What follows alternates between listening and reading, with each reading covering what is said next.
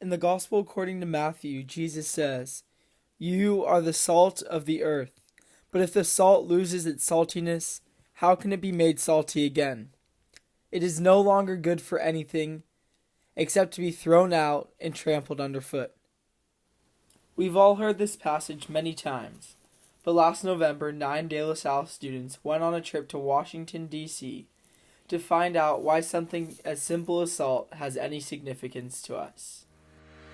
The social action Lasallian team, SALT, began 1 year ago as a means of bringing our social justice teachings alive outside of the classroom. To begin this journey, we went to the Ignatian Family Teaching for Justice in Washington, D.C. Here, we learned more about current issues, immigration, mass incarceration, and climate change, and analyzed what the Catholic Church has to say about them. Senior Ari Eckhouse even had the opportunity to speak with Senator Feinstein's staff about the changes we want to see made in the criminal justice system.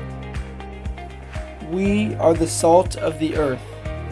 We have been given the gift of having the ability to change the lives of others, and we must not let this gift go to waste.